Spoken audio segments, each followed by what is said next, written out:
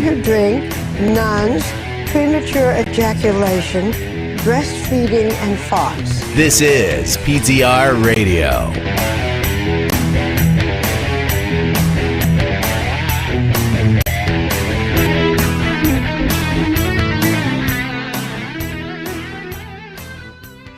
Good evening, everybody, and welcome to another edition of PTR Radio here on the fabulous interweb. Oh, I'm tired. I'm just tired. As my father would say, I'm sick and tired, but I'm just tired. It is another Monday, and we're back on the air. Welcome, everybody. You made it through yet another 2 weeks. A little bit later in the show, we're going to have a lot of things to talk about. During the beginning, maybe not so much because we're just getting warmed up. Towards the end, we'll talk about 2 movies. In the middle, who knows? That's going to round out the show. We're going to be all over the map. I can guarantee it. We are going to be all over the map tonight. I'm sure. Yep. I mean, you know, it's... Yeah. The name of the show. Looking at our white list for tonight's show, you know, it's going to be literally everything but the bagel. So, I mean, we may even talk about the bagel.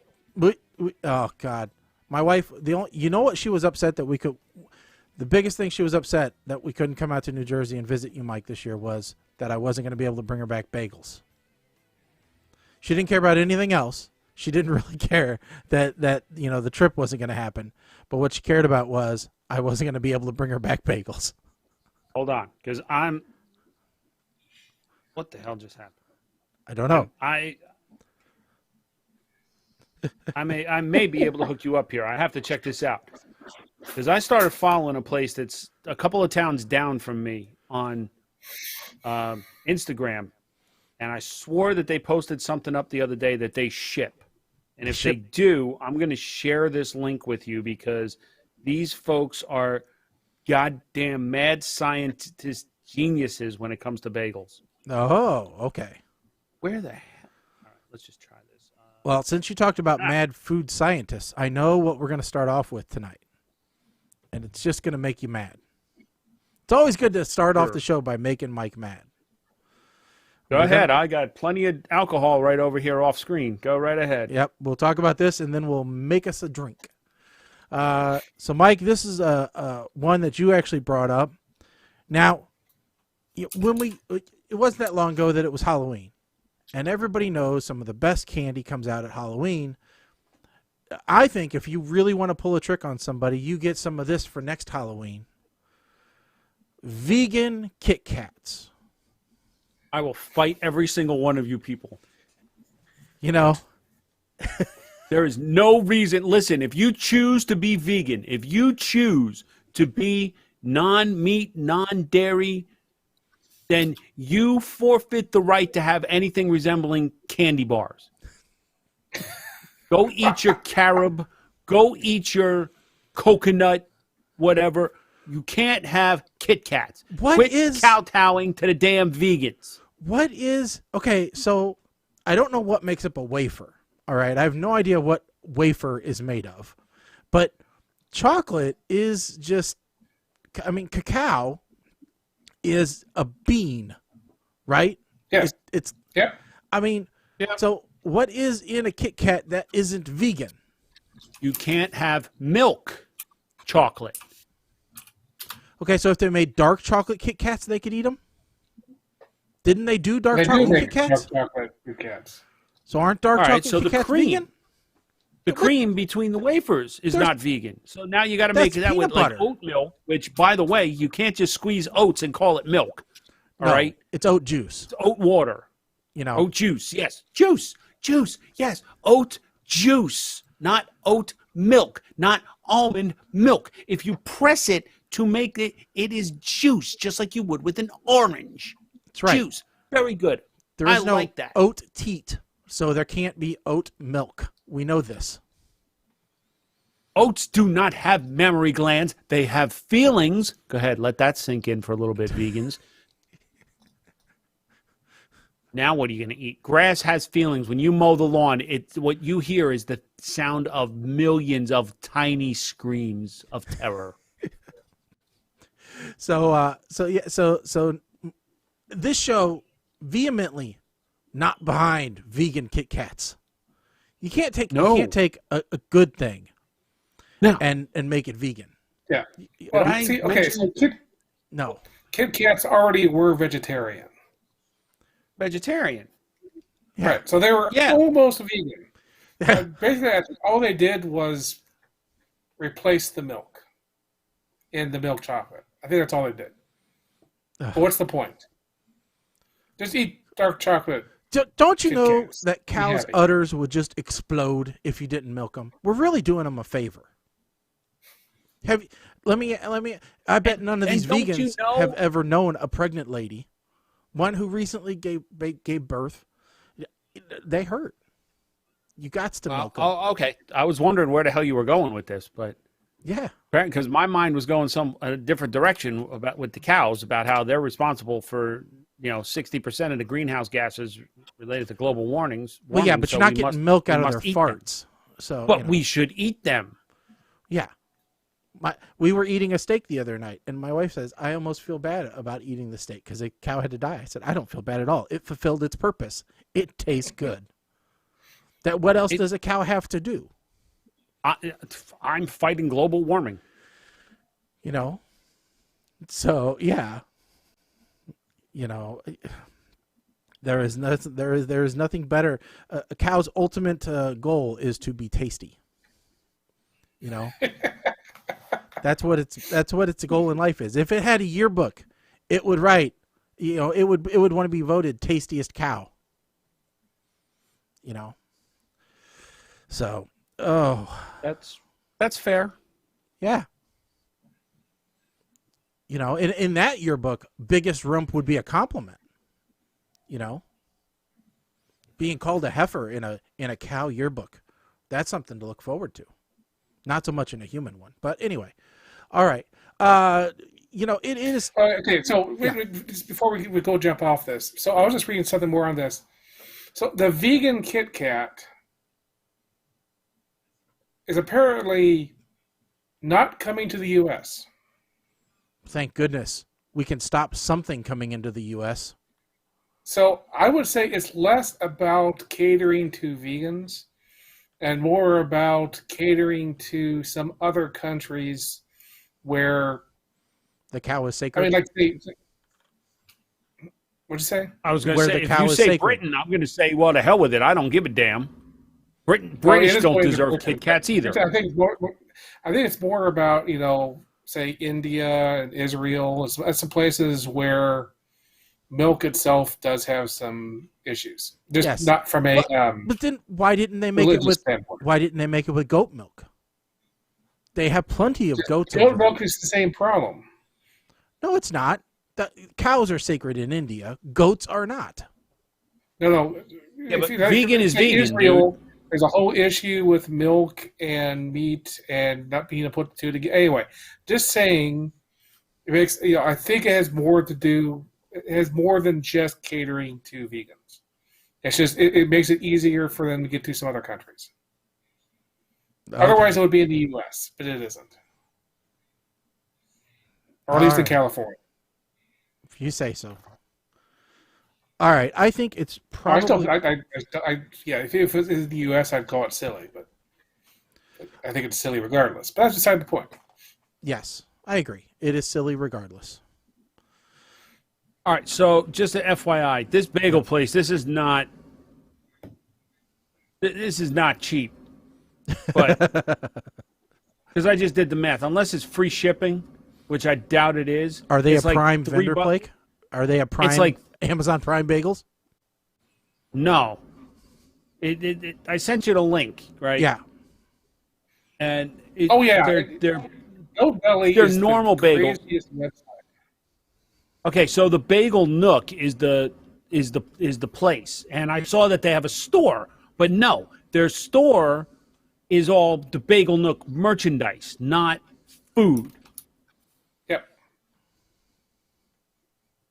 But they do, oh my God, they do overloaded bagels, which, like the Oreo overload. It's an Oreo bagel with Oreo cream cheese and Oreo cookies in the middle. Let's see here. They have the Elvis. Oh my God! Like here, so not Gold Belly, but if you go here, I don't know if you can look. I'm gonna just show you the menu I'm from just the looking actual here. place, man. So if I want, man, Oh, I see. So this is a place that you could actually go, Mike. Oh yeah, this place is about 20 minutes from my house. Got it. Okay. you could set up a bagel Gold Belly in subscription. general is a site where if you have enough money to gold plate your entire stomach, this is a place you could buy food from. Well, I mean, they don't. I don't know how much this stuff actually costs, but like I see now, I'm looking like I know Kim wants to get the Fruity Pebble Overload Bagel, which is a Fruity Pebble bagel with birthday cake cream cheese and freshly sliced strawberries in the middle. So there, you got fruit, so it's healthy. Mm-hmm. Whereas I am going for the Elvis bagel, which is a French toast bagel with peanut butter swirl cream cheese on both sides, freshly sliced bananas, and crispy bacon in the middle. That is my life right there. I would, man, you would see me smiling through my face mask going, eating that thing. Oh, my God. And they have regular stuff, too. Oh, they have a Dorito bagel. 12 bagels, though, for $36? Well, that's why I said that, but that's because of markup, because they're going through this Gold Belly Yeah. Yeah, place. you can get from Grubhub instead. I don't think Grubhub will deliver all the way to Illinois. No, but for you. Well, yeah. Oh, no, I'll go drive to get it. Yeah. I got no problem driving to go get it. In fact, Kim and I were talking about next weekend. We're going to have to go take a trip down there because why not? Oh, man. Yeah, I'm just trying to see the actual price here. Okay, good. Let's see. That's... All right, so let me ask this question. Last week, did we talk? Yeah. Did I mention about the vegan burger that I got from Aldi's? Did we talk about that or not? I don't remember. I don't remember think that. so. Okay, so when we were shopping, they have Aldi's house brand. They finally got them in my Aldi's. The Whole Earth Empower plant-based patties, which are supposed to be like Beyond Meat, Mm-hmm. as opposed to the Impossible Burger. And I got to tell you something. It was pretty damn good. So much so that when we went back to Aldi's this past weekend, I bought another package. Because I'm willing to try Veggie Mondays. Not this week because, well, it ain't happening. But I'm willing to go veggie, one day a week. Well, you should just make it Veggie Friday, and then you can tell people it's for No, I Lent. can't do Veggie Fridays because of hockey on Fridays. Okay. So I got to pick a different day. By the I know probably not related, because this would be a really weird relation. But remember, years ago, we interviewed Big Sally Graziano on the radio show, Yes. right? Yes. So, wife and I's pastime recently, I'll be right back, guys. okay, Keep talking. has been watching Untold Stories of the ER. Okay? And the other night, we're watching an episode from season 2. Now, Mike, have you ever watched that show?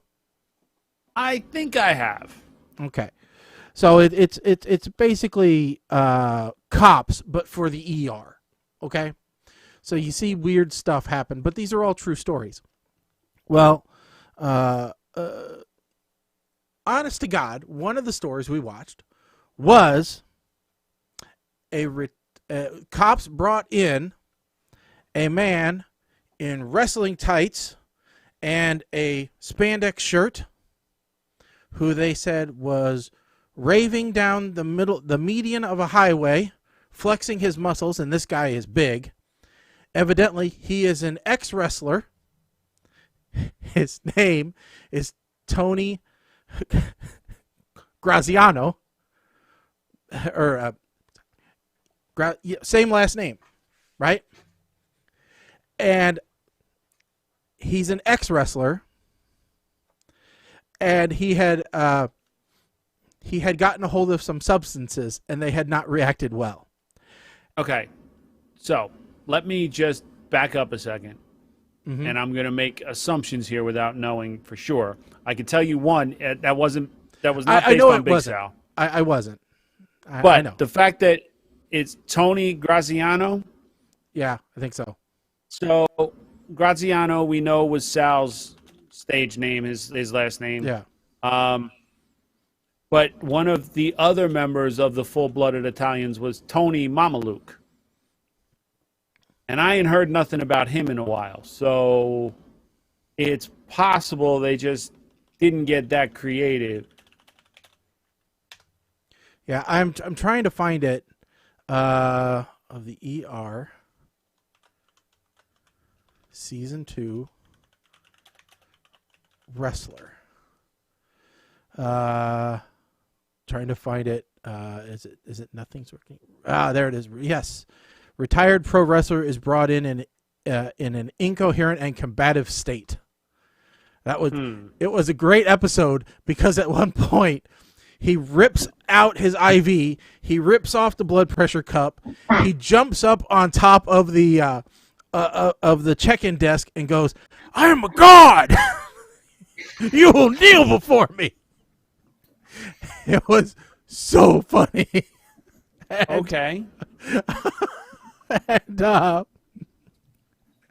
And then they tried. Then he goes tearing down the hallway, and you see these three actors playing security guards, dogpile on him, and then he just lifts up and throws them all off like they were just rag dolls.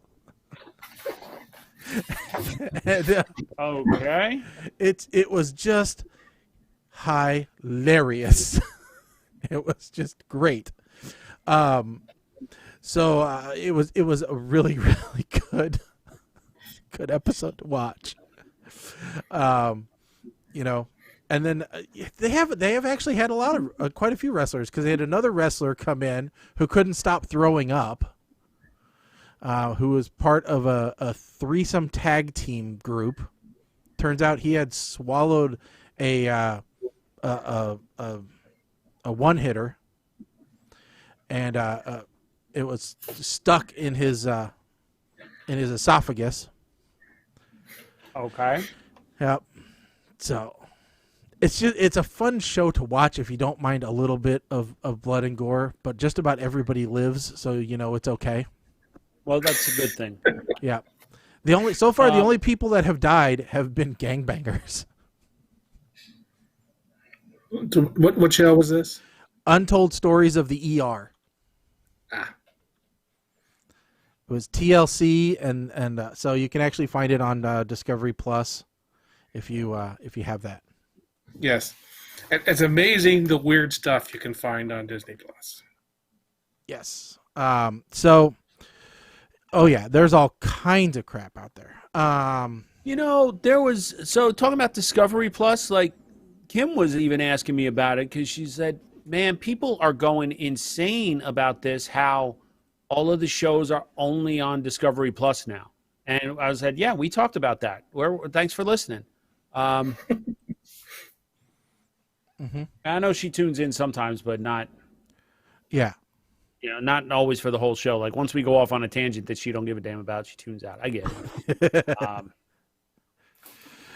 So I guess the question is, do you want to go to the bar before or after we talk about like the one topic that I said I think we decided we were going to talk about early on, and that's the topic of COVID fatigue, because we're about a year into this whole pandemic. I think we need a drink to start talking about that, don't you?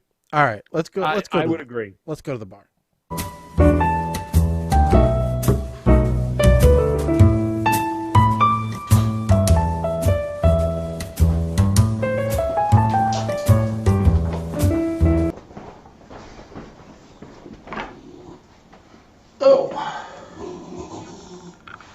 Okay, you made it.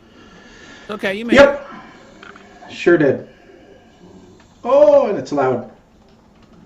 loud in my headphones. All right. So, Mike, do you want to go first or do you want me to go first? Well, I'm very simple tonight. I just have the ginger and ginger, which is the ginger whiskey with ginger ale. Very, very simple tonight. And actually, my drink tonight is pretty simple too. I'm making a Sazerac. Only has Simple. 3 ingredients. Booze, booze, and booze. A little bit of prep work. That one's, that's a tricky one. What? I was commenting that Sazerac has a rinse. That's a tricky one. That doesn't just pour a bunch of booze into a cup. So, it does have a rinse if you rinse. So yes, it has 2 ingredients. Rye whiskey and absinthe. Oh boy. Oh, and Ice, of course. My favorite, Bago ice. simple syrup. Oh, okay. No ice in this Bago one, Mike. Wow. So, first thing you're going to do, in 1 glass, both very chilled, you're going to take and just do about half a cap of absinthe in 1 glass. That's it. And you're just going to stir it around and coat the entire glass. Okay, for the record, I have never had absinthe. I saw Eurotrip and said, nope, not for me. Yeah, there's a lot of myth and lore around absinthe, but most of it's just that. There's no real hallucinogenic effect of it. It is pretty strong, and it does have a nice anise taste and smell to it. It's very earthy. So you just let that go, and that's going to sit on its own. Now in the other glass, and the reason why these are cold is because we don't want anything to dilute this, because it's very simple, and this is originated in New Orleans. So we're going to do 1 bar spoon of simple syrup. You can also use a sugar cube, but that requires you to muddle, and that's a pain in the butt. Then 1.5 ounces of rye whiskey.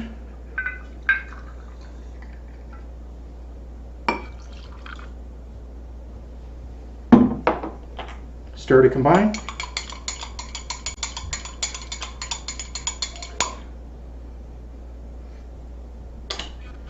Then you put this stuff into this glass. And that's it. Now, if I was doing the rinse as Colin indicated, I would have thrown out the excess absinthe in this glass. But since I use such a small amount, why waste good absinthe? So, Yeah.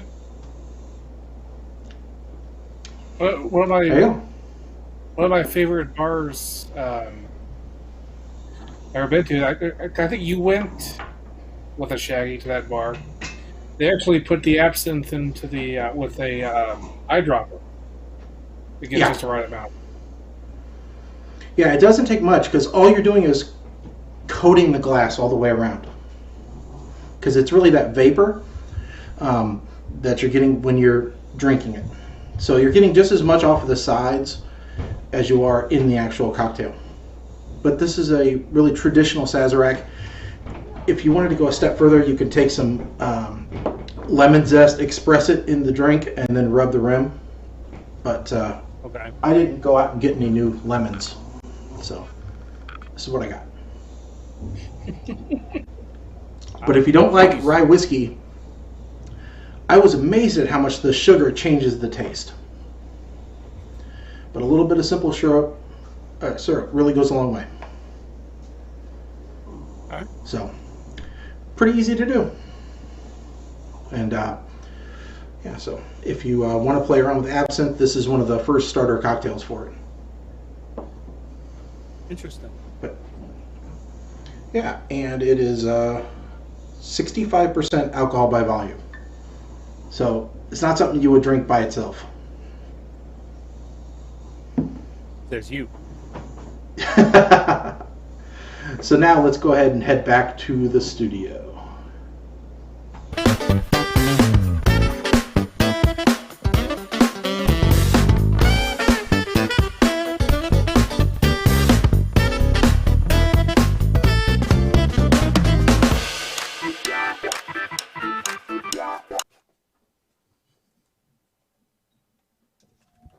I missed the control room, man. Foosball is not my favorite. I missed the control room. Sorry, Instead of foosball. But I had to clear some space on my machine, and I accidentally deleted those files.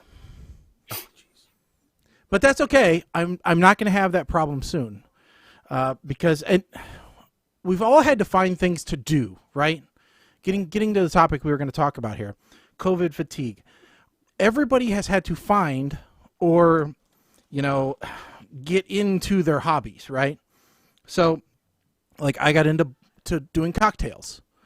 It's been kind of fun, but it's also created a problem. I now have many more bottles of liquor on my countertop than I have countertop. I have more booze inside the cabinet that I don't have room to put on the bar. To the point where my daughter said, "Well, you really need to do those like bleachers that you see at actual bars so that it's easier to find your booze." And I said, "Well, the problem is if I make that, I'll have even actually less room because you can't huddle them as close together." But she is right. I think they will look better. But yeah. So I mean, when a trip to the liquor store is $200 at a minimum, that is an expensive hobby. It's a fun hobby for the night, but it's an expensive hobby. yeah.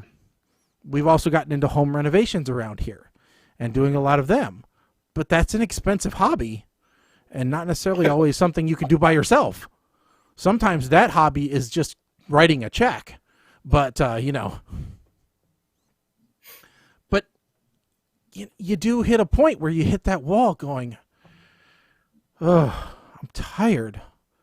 I'm just tired of doing everything. I really want to, get away, and I just want to do, something out there, because it has." And I know other people have definitely hit this wall way before I am, but I'm just finding it right now where I'm like, oh, God. I don't necessarily, I'm not one of those ones that say I just want it to go back to normal, because normal wasn't great to begin with.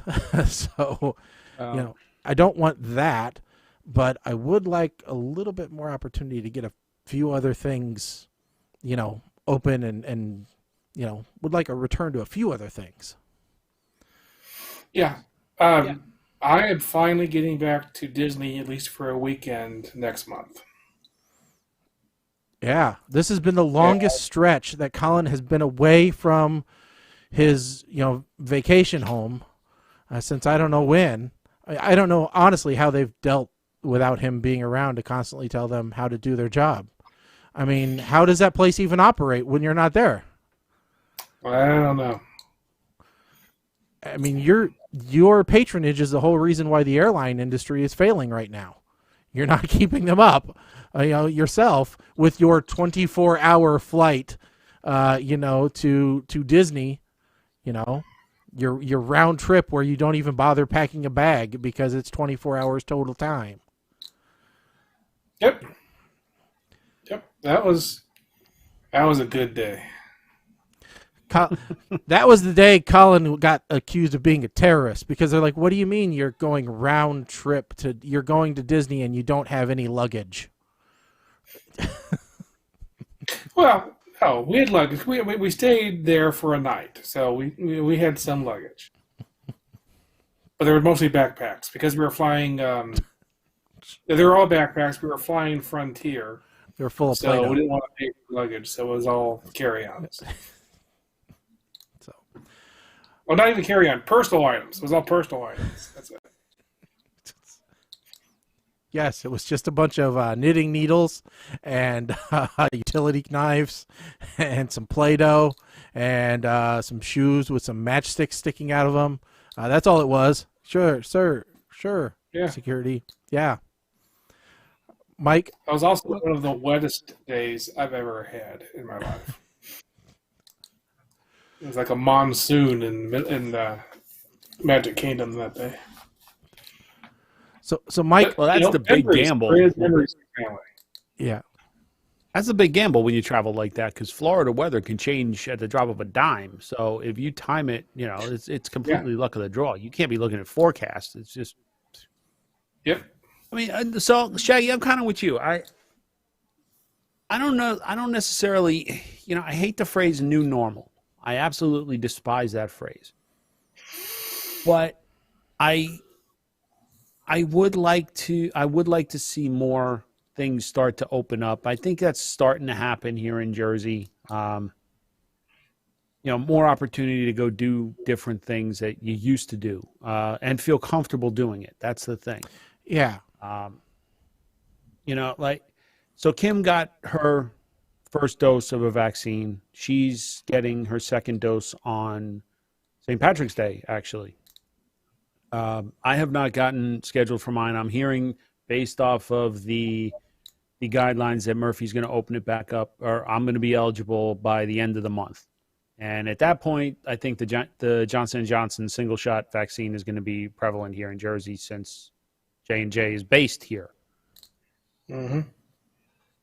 Once, not that I think this is the answer to it all, but I think once you get enough people that are vaccinated, you feel, right, wrong, or indifferent, there's going to be a general sense of security about going out. I think to some degree there's a false sense of that security now that vaccinations have started. Like you said, it's that comfortability that is. That's what's lacking for me right now, because we had to go. So we order groceries online. I've talked about this a million times. We go and we pick it up, they throw it in our trunk, and we move on, right? Well, we didn't get a bunch of stuff, and the wife decided that she really wanted to make this new chicken recipe the other night. So we went in the store. We went in Walmart, of all places, right? And it was a madhouse. We went there at 4:00, which is not a great time to go there any time. Quite a few people's chins were very well protected. Nothing else. A lot of other people must just be mouth breathers because their nose was not covered at all. And so, it's that bothered me. Plus just the pure, how many people were around. I had never thought that I was claustrophobic. But just the sheer amount of people running around in that place. I guess maybe I've gotten used to, it's just me and the wife at home, and there's, room to kind of spread out a little bit. You wouldn't think that cramped up in a house, you'd feel that way. But, I can walk outside and I can see, or I can go out front or whatever. But, in that little store, it felt compacted.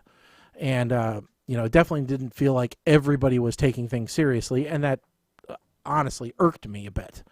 So, not even all the employees took things seriously. The guy stocking the chicken was protecting his chin very well. And that's about it. And I'm like, you work here, man. Come on. Yeah. So most of the stores around here, most of the people I see, face covers are, people are abiding by it. Maybe they don't cover their nose, and I'm just like, whatever. I'm not trying to fight you.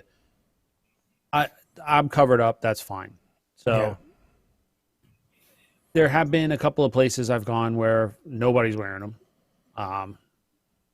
but I kept mine on anyway, and I don't judge. That's the bottom line here. I don't judge, because I also have been looking at the actual case counts in Jersey, and they keep reporting these thousands and 2,000 to 3,000 new cases every day.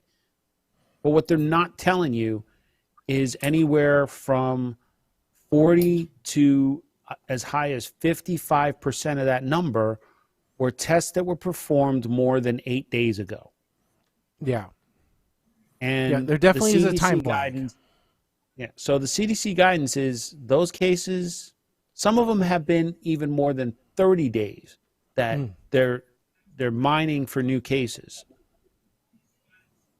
So the numbers are not as high as you would think, or as they'll have you believe here.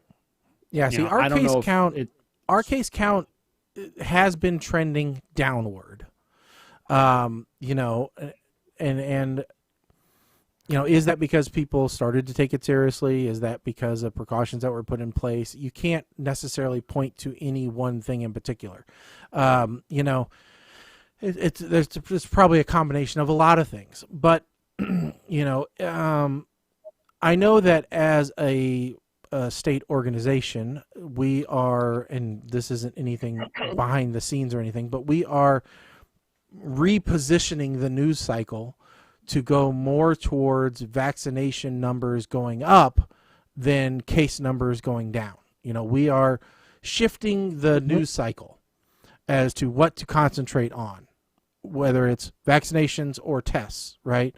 So we're focusing on everybody going out and getting vaccinated now because that is, you know, the path forward that we want to take. We don't want to look at how bad things are. We want to look at how good things can get, because that is how you move past this. But, you know, it's just, I don't know. It's one of those things where, you know, there are a lot of oppositions to the vaccination stuff. Right, wrong, or indifferent doesn't matter. I mean, you know, whatever your thoughts on vaccination are, you know, that's fine. You know, but I mean, getting back to what we were talking about is fatigue is, you know, we've been doing this now for almost a year. At least I have. I've been working from home almost a year now. And, you know, it does get to you after a while. You know, all the newness and the funness and everything starts to wear off. And you're okay, well, this is now getting to be a little bit tiresome. So, Ms. A-Man writing in there, yeah, I'm over it. Yeah, her and I, so, and I don't know if it's just my screen, but that looks all combobulated to me. Yeah. What? And I got... check baggage is too much of a hassle anyway. Right, and then Mama Blair writing in that your first mistake was going to Walmart. So that's one of the stores that we actually have not gone to. I think Kim may have gone one time on like a Saturday at 8 a.m.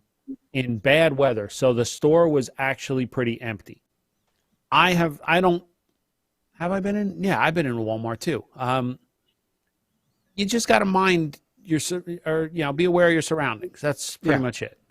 Been to Home Depot a bunch of times. I've been gauging like yesterday I went to Home Depot and I noticed that, hey, guess what? There aren't empty racks in the pressure treated lumber aisle anymore.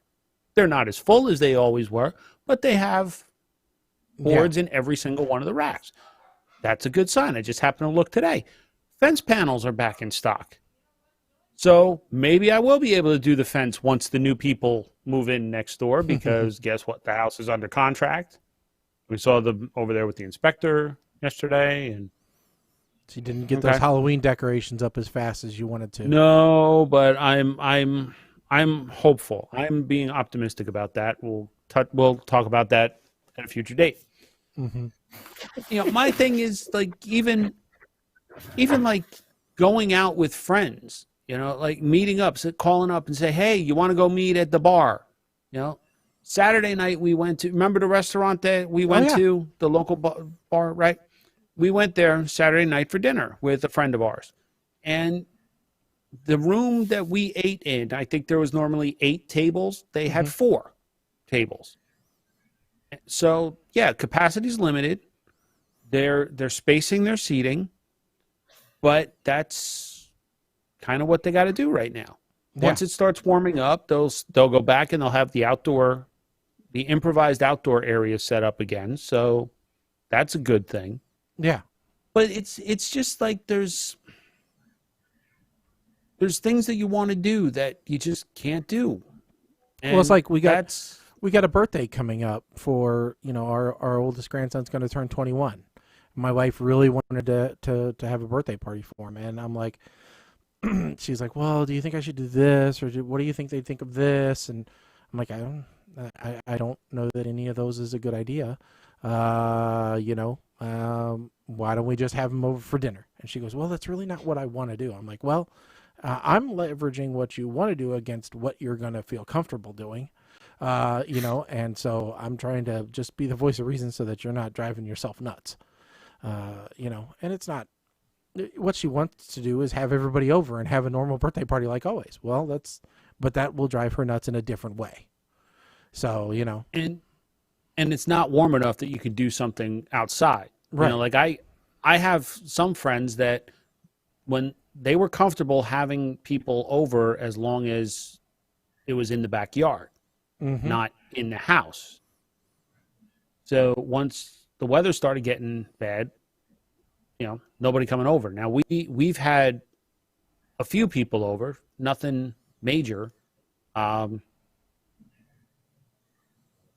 for the most part during this lockdown, it's been me and Kim. Now we've gone over and seen my parents a couple of times, and I think that's the other thing that is driving us. Like we were talking about the other night, because I wanted to talk to her before I came on the air and started talking about this. I wanted to get her feelings and make sure, she was cool with what I was saying and what I was feeling. And just, we had to talk about it. And right. It in a way, jokingly, I said, it's a miracle we didn't kill each other during this whole thing. Oh, because man, the divorce rate, I can't imagine right now.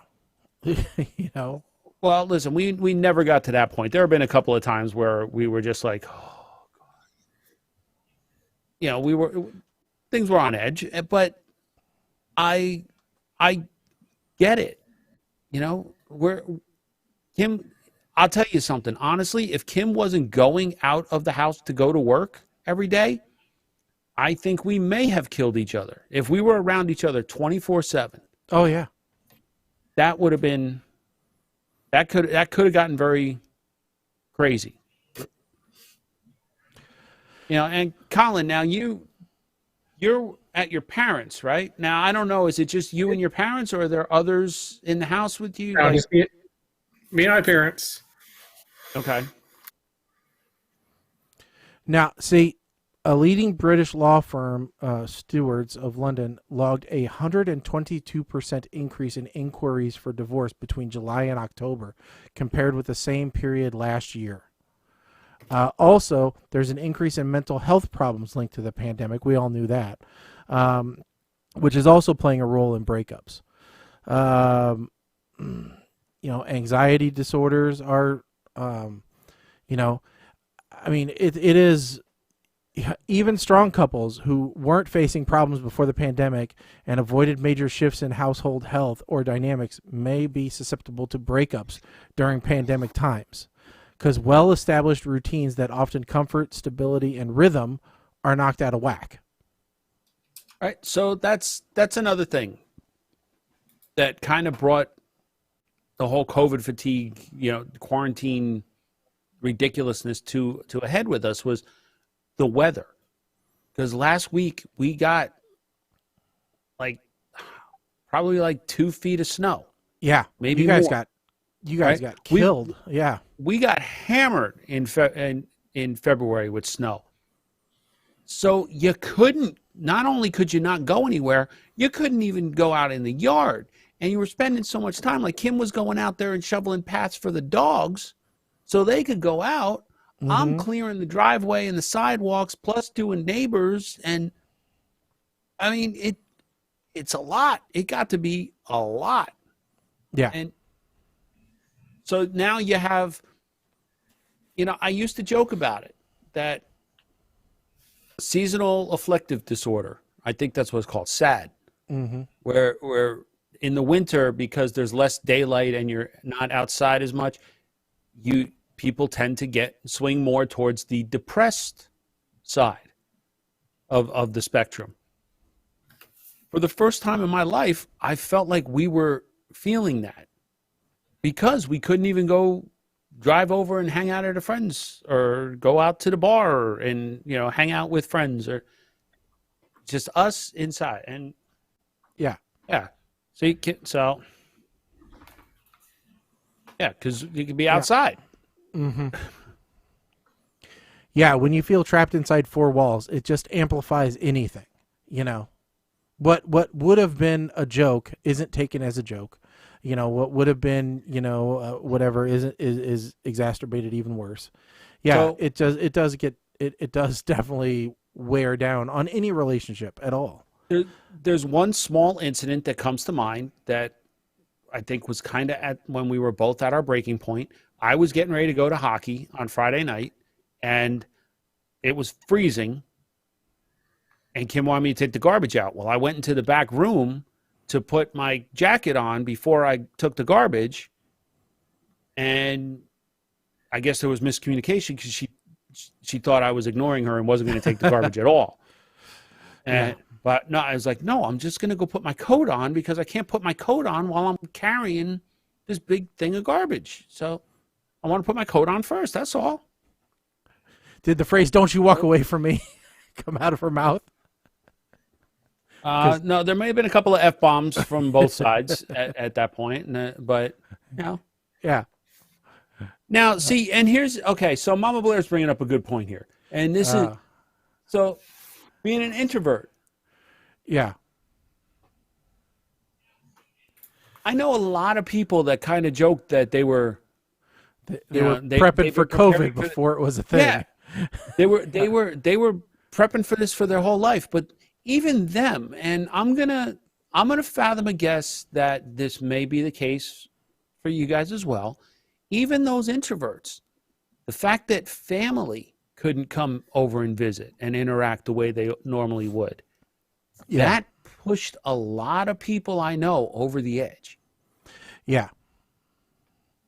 Yeah.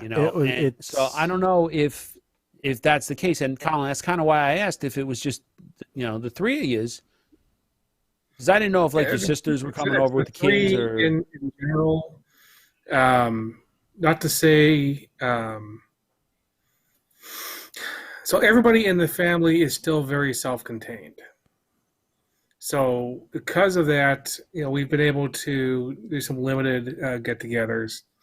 Like I go over to my sister McKenna. I've been going to her house now every Friday. Okay. Because they don't go and see anybody. So, it's we have some limited interaction. Yeah, and I think when the weather was warmer again, I thought I saw, I think you guys had an outdoor celebration for somebody, So again, the weather is playing a factor in this as well. Yeah. Yeah, it's just, to some degree, when the weather hit you, it was hitting us at the same time. And I was almost happy that we got snow because it's like, I have a reason to be outside now. I have to plow the snow. There's something I have to do, because I get stuck in this malaise where it's like, I could just lay down on the couch and not do anything right now. But I have these things I should be doing. I should be productive, but I've just entered that phase. Now see, and here's the flip side. So I was approached by the rescue organization that I used to volunteer for about possibly doing an outdoor bingo in May. Mm-hmm. And I have not ruled it out.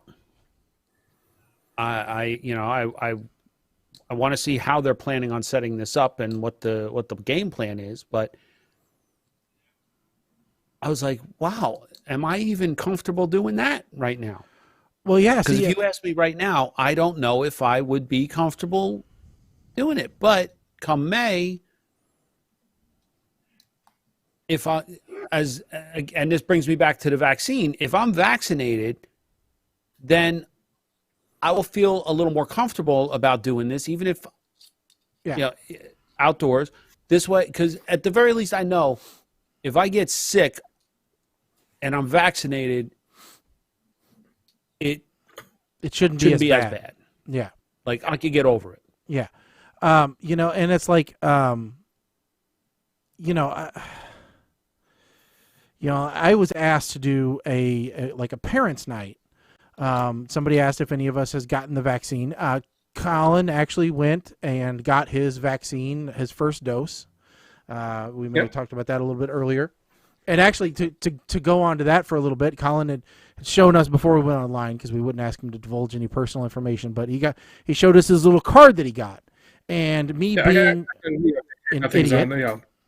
I don't. Okay. Yeah. So, but Colin got a card, and I asked, well, do you have to keep that with you all the time? And Colin educated me that he only has to keep it, when he's getting COVID-related shots. But I was thinking, okay, are we entering that society where we really do get to the point where we have little microchips that have our health data, where we have to be, because I've seen the preview for that movie where the guy on the motorcycle gets pulled over at gunpoint and he goes, no, I'm immune. And I'm wondering if we're entering COVID-23 territory, where the Gestapo comes and takes you away when you get sick or not. So I was because actually I had read about a country that was talking about adding a COVID vaccination to their passport. And you know what? Depending on how it's used, I'm okay with it, actually. I'd be okay with that if having that means you do not have to quarantine when you get there, if that's what it's being used for. Like, yeah. I would be okay with that type of, or carrying that to show I have the vaccine. I've been vaccinated. So when I go to see my father-in-law, I don't have to worry about quarantining or what have you. That's where I'd be okay with having to show that. Yeah. No, one thing I'm very happy with is that I just haven't been sick. I have not even had a cold this entire time, and that has been a wonderful thing. Yeah, like I said, as I mentioned, I don't know that I want to go back to the old ways because it wasn't great. I haven't had a real bad cold or anything, And so we were talking about this before the show. According to in New Jersey, where I'm at, my wife has gotten her first dose. She's getting her second dose 2 weeks or so. I am still not eligible. The rumor is I will be eligible the end of the month. Yeah. So, and the whole supply thing. That's yeah. I don't even want to get into that because honestly, I feel like there's a lot of finger pointing, and what you're going to believe what you're going to believe. Yeah. So, and the last thing we get into around here is politics. Yeah. So, Kim's saying no one's sick because no one's going anywhere, but to that, the you're CDC also not being exposed to anyone else. This is historically the lowest flu season on record. Not only because we're not going anywhere else, but because we are masking up as in general as a population. You got outliers, but as a population, we are masking up, and that prevents not just COVID, but every other bug that's out there. We're actually being conscious of. Yeah, and we're washing our hands. We're using hand sanitizer. We're doing everything that your mother told you should do all along. Don't put it that way because I don't want them to think that they were right all along. Good Lord. Are you kidding me? Are you wearing clean underwear in case you get into an accident? Yeah, I have clean underwear. I've got them in the glove compartment. So, it's because listen, if I'm getting into an accident where I got to worry about the paramedics seeing whether or not I got clean underwear on, listen, first, like Bill Cosby said, first you say it, then you do it. Where's your clean underwear? In the glove compartment. And then he says, here, have this drink. I got some chocolate pudding for you. But, what's happening next with the COVID vaccines is they're talking now, they think they can make additional modifications to the vaccines and actually turn them into a pan-coronavirus vaccine. Meaning every coronavirus can be covered by these vaccines. They think they can do that. Now, Well, coronaviruses, I saw a stat earlier that coronaviruses in general are about 20% of the common cold. Yeah, but see, when they start to go outside the box and they start to say, "Oh, we can do this better," that's when you start to get zombies. no. All right, that's when that happens. Now, Listen. about 40% of the common cold are rhinoviruses, and they're pretty can't do a vaccine for the rhinovirus. But we still might see a 20% reduction in the common cold. Don't care about the common cold. It's common. That's like the only excuse that I have to not do anything sometimes is when I have a cold. All right, so I don't get rid of my don't After this, I'll need an excuse sometimes to not have to be around people. So Yep. And here's the other end of the spectrum, which is absolutely right. We can't. So once we get out of this growth phase, or once we see that the transmission rates have dropped and we have vaccination numbers are up and cases are down, and at that point at some point we have to stop with the hand sanitizer. We have to stop with the disinfectants because we are killing our immune systems. I do truly believe that we're relying too much on chemicals and less on the natural immunities that we have built up. Well, if we kill off all the germs, what is going to kill the aliens when they come to invade? We need those germs. They're our line of defense. What's going to kill them? Tofu. Will Smith? Tofu and turkey bacon. That's what's going to kill Randy Quaid. Randy Quaid, of course. No, but so it is a perfectly true thing. 'Cause I was reading this too, that at least rhinoviruses, when they come through and do the common cold, do boost your immune system. Okay. And so it may be a good thing in general that the rhinoviruses are still going around. Now, there's some competing things that are saying that one of the problems with COVID-19 and coronaviruses in general is that they may actually be riding that boost that the rhinoviruses were giving to actually help themselves. That's probably part of the problem with them. So if we can get rid of the coronaviruses in general, that'd be a great thing. I'm not sure about the hand sanitizer, Mike. I mean, that's just alcohol. I'm not too worried about that. But other disinfectants, we've already been banning a lot of them, and I think that's a good thing. I guess my point is, like, my generation, when we grew up playing outside in the mud, in the creeks and whatever, and our immune systems were better. Like, very few people. Here comes a back in my day story from old man Mike. No, it's not back in my day. It's the generation that grew up with the Purell. Okay? Oh, I touched something. I'm out in public. I must Purell. That generation, when they had kids, the kids, like, now you see peanut allergies. Now you see all these other allergies that you never heard of when we were growing up. There's a correlation whether it's scientific or not. No, you gotta build up an immune system. Go swim in the Hudson River, which is basically raw sewage. All right, George. Build up your immune system. See, that's not because. But I will say, there is an exact corollary between. I know the peanut allergy thing. I know we've talked about that specifically, so that's a bad one. That it was self-creating. But I also look at, like, chicken pox, for example. I have had shingles, and they were talking about that on Twitter. They're talking about that. There's a push for shingle vaccines. But by the way, if you turn 50, you should be first in line the moment you turn 50 to get a shingles vaccination. So, okay, so the shingles vaccine, I have a question. If you had chicken pox, should you get the shingles vaccine? Yes, absolutely. Okay. Yes. That's why, if you never had chicken pox, technically speaking, you shouldn't get shingles. You should just get the chicken pox vaccine and be good. Shingles is because when you had chicken pox, the chicken pox stayed in your system. And when it comes back, it's shingles.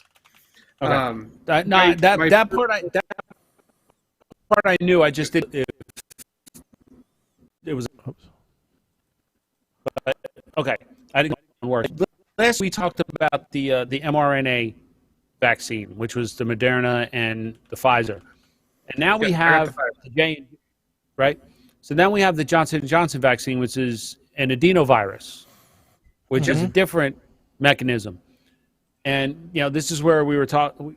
I think we touched on it earlier. Maybe it was even before the show. I don't remember. But since Johnson & Johnson is based in Jersey, there's a good chance that when it comes time for me to get my vaccine, it's going to be the J&J vaccine. And I was looking up to see what the pros and cons of each are. And this is where the percentages come in and what have you. The pro is Johnson & Johnson is one shot, one and done. Yep.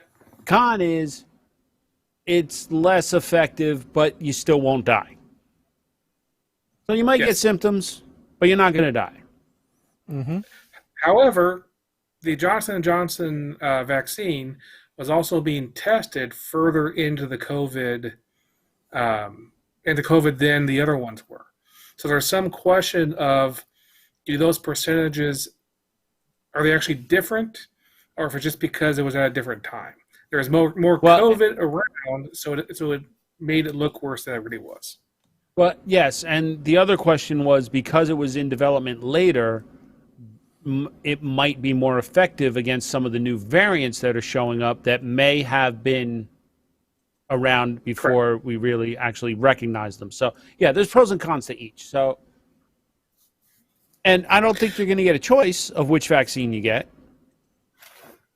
Right. So, if you're getting an appointment and you're getting 2 appointments, then you're getting the mRNA ones.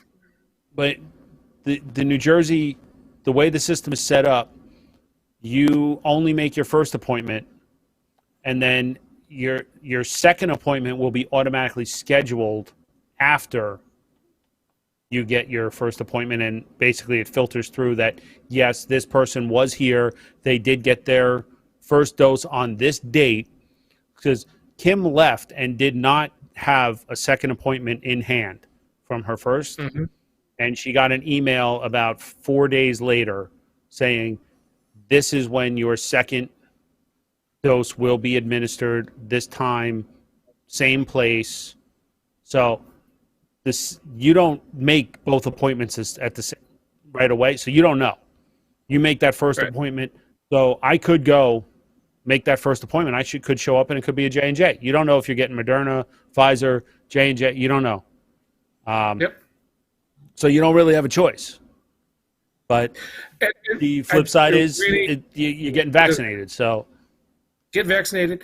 Here's the one thing where Moderna and the Pfizer, BioNTech, whatever, why that technology is superior is that with these mRNA vaccines, as the virus changes, they're going to be able to make modifications to it, get it passed through the FDA very quickly, and do additional booster shots, and then just keep doing that. Now, the problem with the Johnson & Johnson one is because what it does is exactly the same thing. So it has the little protein inside an adrenal virus that makes it create the spikes in the body. So the actual mechanism inside the body is exactly the same. So you're getting the same effect, whether it's the mRNA virus vaccines or not. The problem is that the body is actually going to react to the adrenal virus itself. So it can't replicate in the body, but it's still going to notice the viruses and create a defense against the adrenal virus itself. that means you can't really do a second shot. If you went back 3-4 weeks later and got a second shot of the Johnson & Johnson, the body is going to notice the adrenal virus immediately and kill it before it has any chance to give its payload out. So the booster shot doesn't work for the Johnson & Johnson. But that doesn't mean to say that if you get the Johnson & Johnson now, that if there's new changes that they need to give you a booster, they could probably just give you a booster from Moderna or Pfizer, and it should work just as well. So because of that, yeah, whatever they're going to give you, take it. It's fine. I found something for you, Mike. Agreed. What's that? Oh, Dios mío, so much pain. Maria had to do everything for me. She had these awful blisters on her back. I don't want shingles when I'm your age. Actually, if you're 50 or older, you're at increased risk. That's life. Nothing you can do. Shingles can be prevented. Shingles can be what? Prevented. You can get vaccinated. Where? Well, at your pharmacy, at your doctor's. Hold on. I've seen the damn commercial. I know. She looks like the Roadrunner Just getting letting out you of the know. car. I know. I'm just letting you know, shingles can be prevented, Mike. Some of the stuff I saw on Twitter was there's this one woman that said, "I've had 3 kids. I'd rather have another kid than shingles." I'm not going to disagree. Now, I don't so know if I here's could my agree or disagree. Here's my personal theory on shingles. So, because I think they should be giving the vaccinations below 50, because I think the problem is that historically, kids had chickenpox. So adults who already had chickenpox are exposed to the kids with chickenpox, and that acted as a mini booster for what they already had. The kids do not have chickenpox; they're all vaccinated now. So us adults, below 50. I think we're at a higher risk for getting shingles now because we are not getting boosts. I think above 50, they used to be more likely to have get shingles, not because they were older, but because they had less exposure to little kids with chickenpox. Yeah. All right. So Mama Blair posted up that you can call and ask what's being given. That's out in Illinois, and Kim just said when you log into the site's schedule, you can see what vaccine they offer. Obviously I wouldn't know that because I haven't been approved to schedule yet. So that's good. That's good to know. But I do kind of agree. Like whichever. Now the funny part is when I see what Kim's reaction to the second shot is, that may steer me one way or another. Because if she's like down for the count for a couple of days and she had the Moderna vaccine. If she's down for the count for a couple of days and is miserable and ready, like I've taken off those 2 days after she gets her shot just to be ready. She is planning on being out of work for those 2 days as well. If she's down for the count, then that's going to steer me away from Moderna. Just because her and I pretty much, with the exception of she does not do well with anesthesia, I'm okay with anesthesia. We are pretty much the same when it comes to tolerance to different, drugs, food, a lot of stuff. So her reaction would probably be very similar to the reaction I would have. Yeah, I don't know. We'll see. It'll be interesting. Well, we know what's amazing? We have talked almost the entire show, and we have not gone through anything on the white sheet. Well, we went through vegan Twix. Well, that's true. Now. Okay, so we've got so Colin, I think, put up an article, or no, Mike, you did. One of the places that we stream is Twitch, and it's one of the few places that we have not gotten copyright infringement notices from, to my knowledge.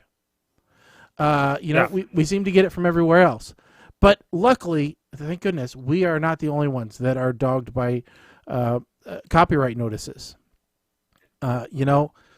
Metallica got dinged with a copyright violation, which is great. Oh no, to know they did not get dinged with a copyright. Right. So here's what happened, because when this first popped up on Twitter, I was like, no, I got to find out the true story because there's no way in hell this really happened. Blizzard Entertainment, which is the gaming company that made Warcraft, right? they had an online con this year, which is, BlizzCon. And they had Metallica performing live, streaming on Twitch. Yes. For BlizzCon. Metallica was playing their own song. Yep. BlizzCon, whoever was running it, they overdubbed the music that Metallica was playing. Metallica was playing their own song. They put in 8-bit Zelda type music to avoid a DCMA strike. So who got to hear Metallica? Whoever was in the room. No, actually, I think there were other outlets that were okay. So just on Twitch. On Twitch, I might, on Twitch. I don't know if there were other. Actually, now that you mention it, but on Twitch, I went and found the actual full, because there were clips of it on Twitter. I said, no, this can't be right. So I went and I found the actual Twitch stream, which was archived, and went right to the whole BlizzCon stream. And I went right to, and you hear basically Lars Ulrich on the drums. Bam, boom, boom, boom, boom. Right? So it actually cut over. So you hear still playing away. So it's like this. I know it's very low, but that's what it actually sounds like. Yeah. Meanwhile, you see them like that. You see them rocking out, and everybody, and you could see on the Twitch replay of it, you could see the comments while it's actually happening. And people thought that their stream was broken. People were crying, this is DCMA or DMCA, whatever the hell. Yeah. That's exactly why they're doing it. This, that, the other thing. Yeah. Yeah. Meanwhile, there was a new, you know how I love the mashup. Well, and just real quick, the irony behind this, and yes, apple juice, sweet irony.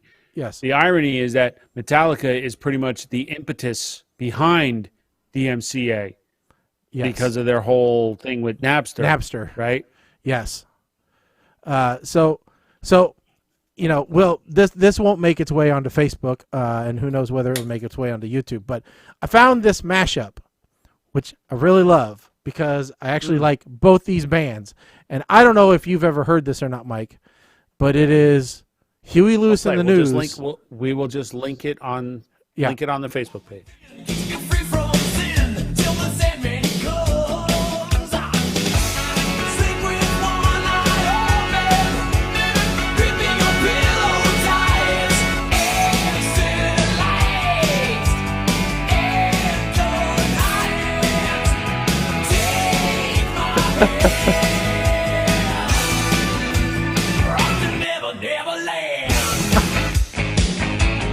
So I love that one because it works so well. I have a whole crap ton of mashups that I can share with you. I love the mashup. Somebody came up with another one which was I think it might have been Metallica and I don't know. Anyway, there was a couple of them that I saw. So anyway, I'll put the link to that in the chat so that we can post it on our media channels. But anyway, yeah, I thought it was great.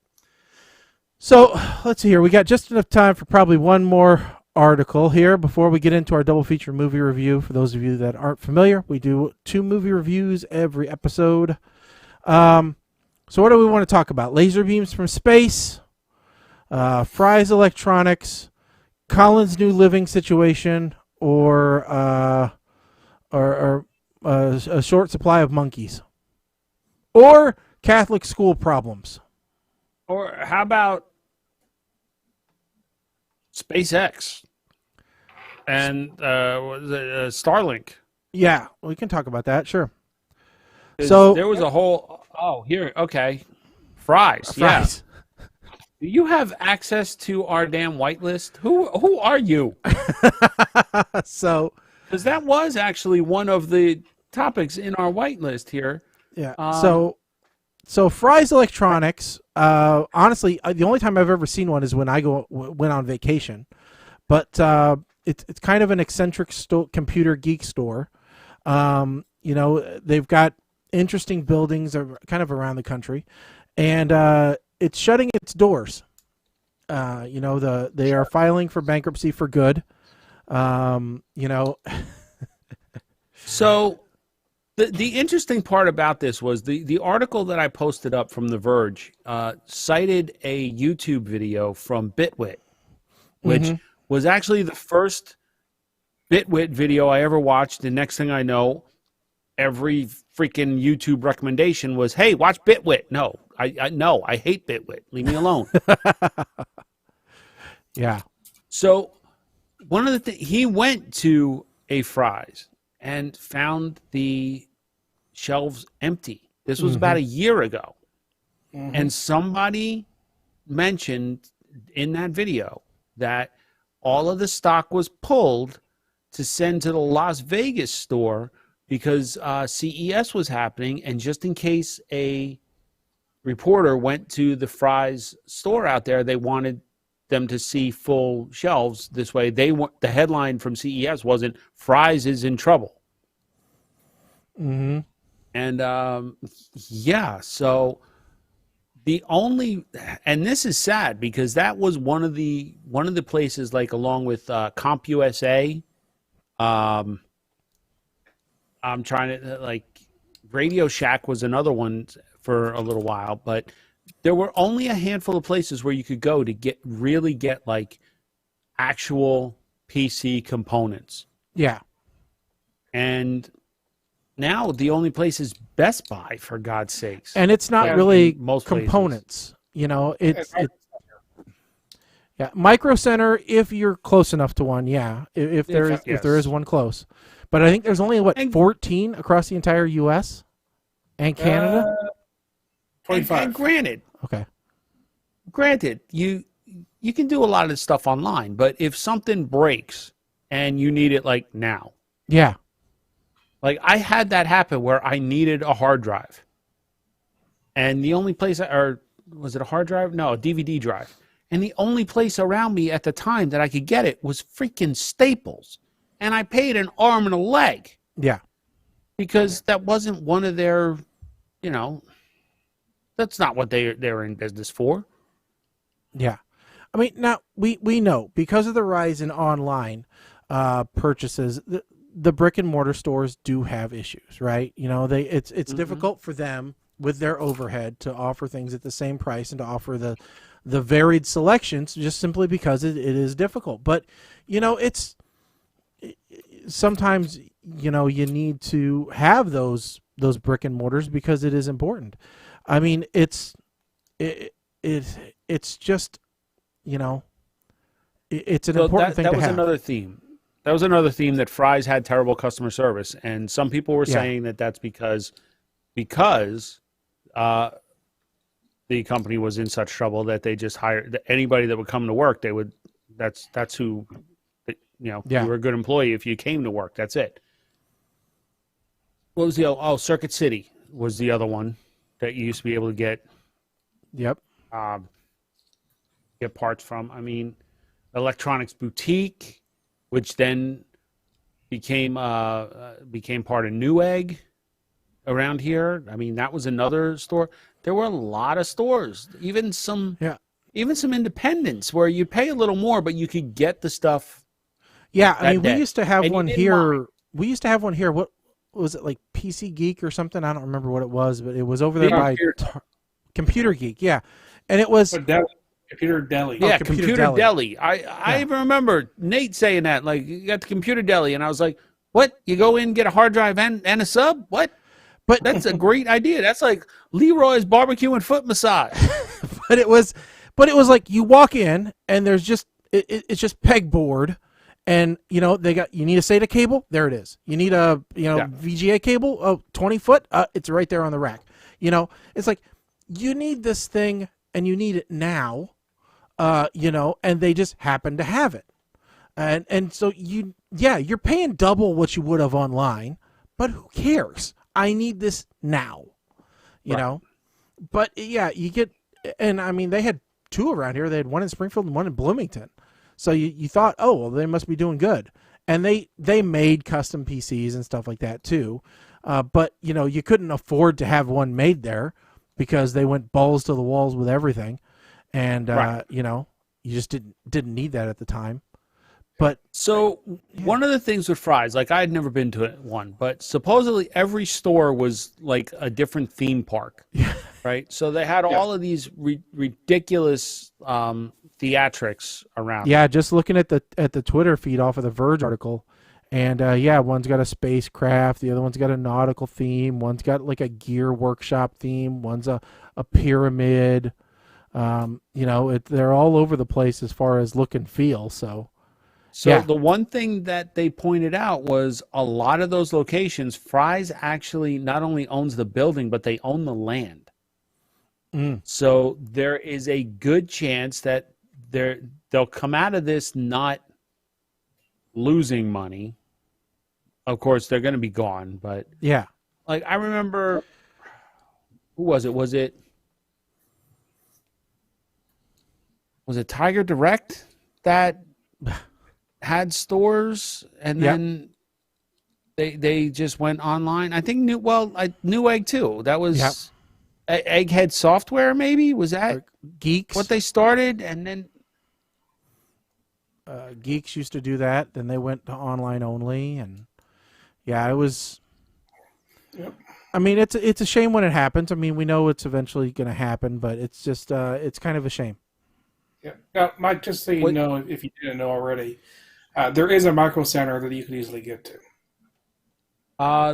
It's in northern Jersey, I think. It's like Patterson. Maybe like and between you, me, and the lamppost, Patterson is not exactly a town that I am desperate to go to if I don't have to, and I'll kind of leave it at that. I haven't been there in years, so it may have gotten better, but the reality is there aren't many towns in Jersey that I want to go to, period. I want to get the hell out of Jersey. It sounds like this is a place in a special part of Patterson, directly off the highway, in a special location of low taxes, and Okay, so we have these things in New Jersey called economic redevelopment zones. Mm-hmm. Yeah, this is the Passaic County Enterprise Zone.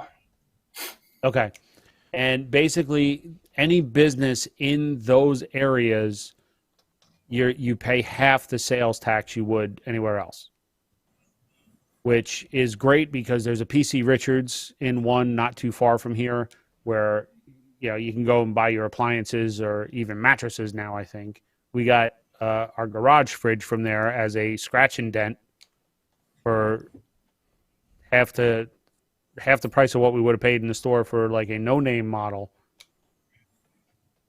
Thing still had all the tape on the drawers and everything, so it was great, and you pay half the sales tax. So,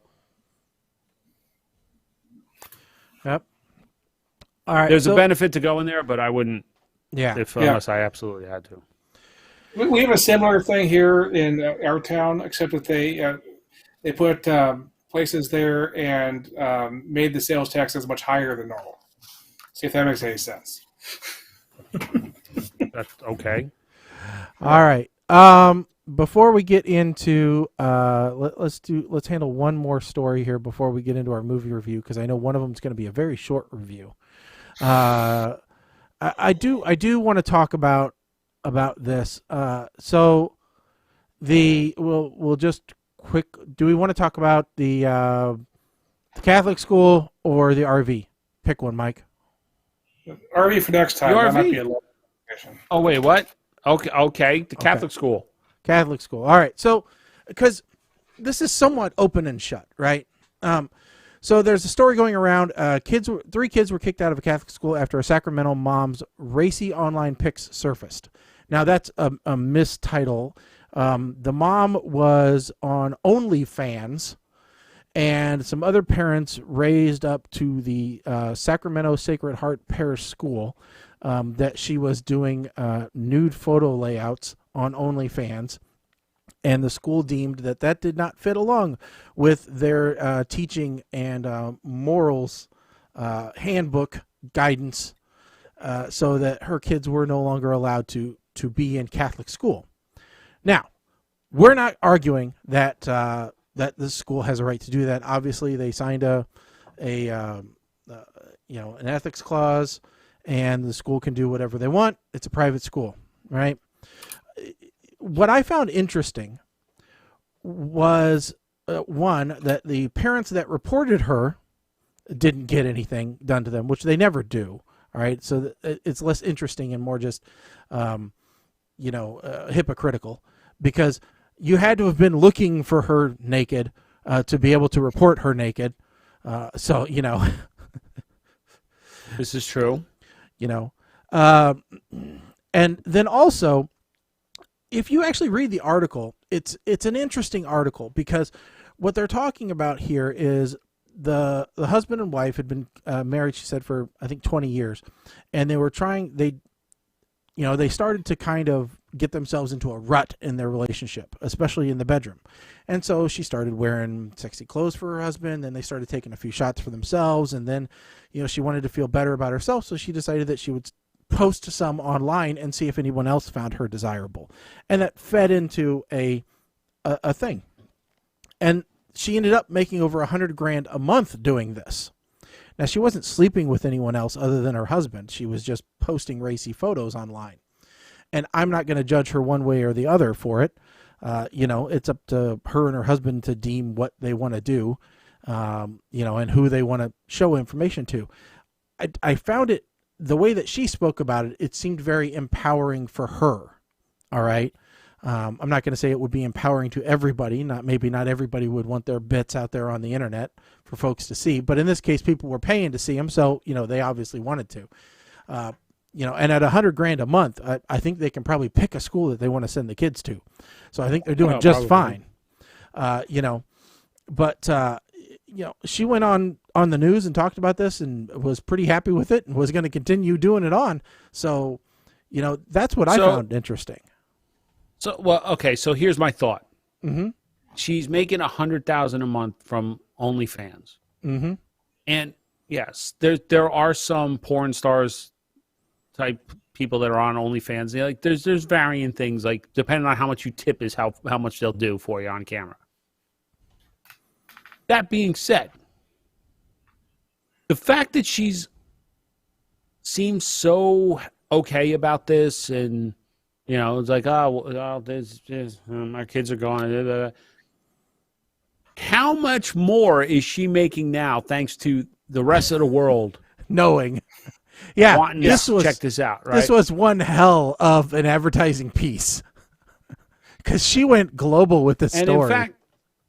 In fact, there's an email, I guess, that from the school, because I'm watching the video real quick here while you're talking, and an email from the school. There's a quote that just popped up on the screen, and it kind of aligns with what I'm thinking here. It says, "Your apparent quest for high-profile controversy in support of your adult website is in direct conflict with what we hope to impart to our students, and is directly opposed to the policies laid out in our parent-student handbook." Okay, so first one. If your handbook is that detailed that it says, if your child goes to school, you may not do anything pornographic. You can't show your vajayjay on the internet to people who subscribe to it. I want to know who the first one that did it, that made you have to put that rule in, It was a priest. We know that. Right. Number two. This is exactly high-profile controversy. Yeah, even if it's only a temporary boost, this probably got her another 6 figures a year. Mm-hmm. Because she's got nationwide coverage. No, that's just nationwide. No, it's global. Okay. I guarantee she can now confidently say, "I am the mom next door." And trust me, that is a thing. You know, so yeah, definitely. Definitely. But like you said, I guess there's no morality code about surfing porn. No, there should be. It's covet thy neighbor's wife. Well, in this case, it's covet. Stacy's mom has got it going on. Yeah, so but I mean, because that always gets me about these stories, right? The people who complained about it, nothing is going to happen to them. It's only the people that were doing it. And were they hurting anyone? Really? Were they actually hurting anyone? This woman didn't feel good about herself. She was entering into menopausal age, and she wanted to feel sexy again.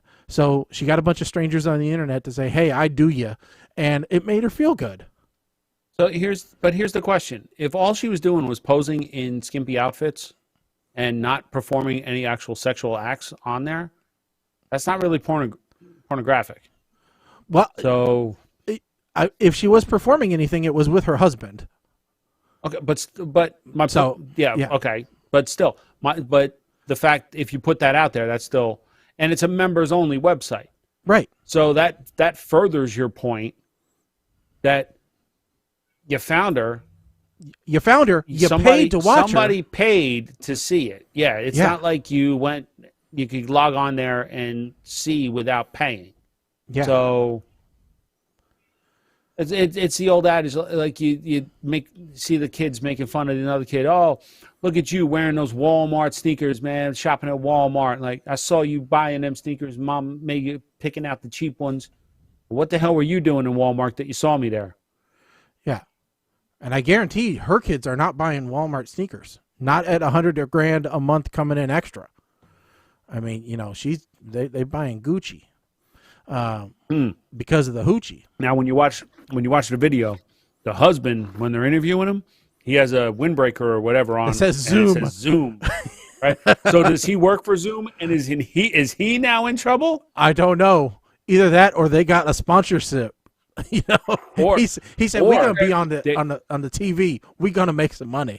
Or he got a bull. He got a. You know why she making $100,000? You know why she making $100,000 a month? Because if he worked for Zoom, they got a banging video streaming system. Yeah, she's the only one on OnlyFans in 8K high def. Okay, yeah. That's why she's making $100,000. Yeah. I mean, but you look through the video, I mean, obviously they're not going to show Cleve, on the news. So all you see is her in, racy little outfits and cheerleader stuff and stuff like that in the news story. But, if that's the worst that she did, then okay. Even if she did worse, who cares? She looks like the bartenders that were at the Tilted Kilt over here in Jersey before the Tilted Kilt closed. Like the joke was the bartenders at Tilted Kilt were the ones that got rejected from Hooters because they were a little too old. So they still look good, but they just different demographic. That was the ongoing joke there. The waitresses, however, at Tilted Kilt were all like high school age, which was very friggin' disturbing when you went in there with friends who had kids in high school and they're like, "Oh, hey, mister." Oh, you know her? So can we please go to Captain Orange up there? Because, you don't know anybody there. Let's go to... All right. It is now time to get into our double feature movie review. For those of you that are unfamiliar with the show, we take two movies based off of the recommendations from Amazon Prime, Netflix, YouTube, IMTV, you name it, and we watch them. We put them into a random number generator, and we watch them and tell you whether there's something that you should actually watch out there.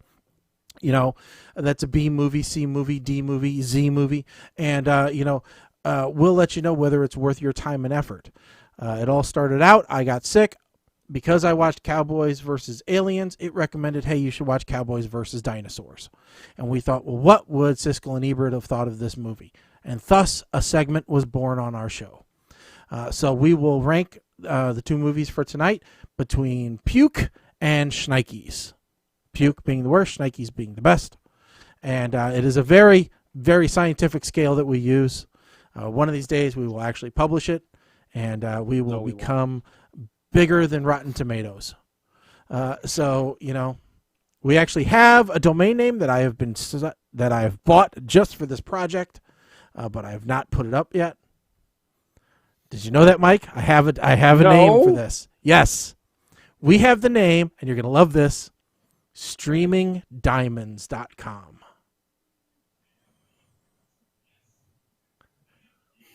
That's a good name.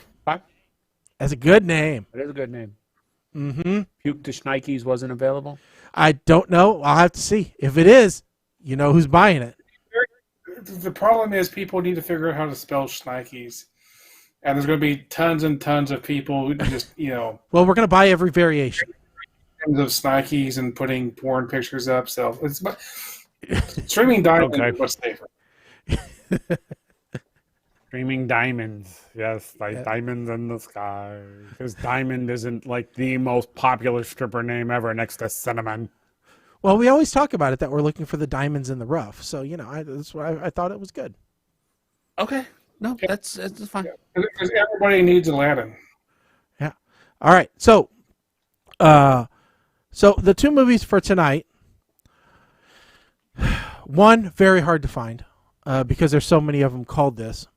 Frostbite ! And actually, Colin, you said it is called, like, this is the movie Frostbite or something like that?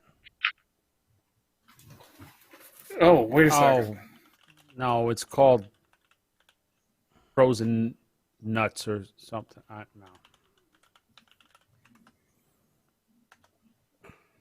No. It is. Folks, while Colin is looking that up, let me just say that there is a theme to these two movies. What'd you say? You watched the wrong movie.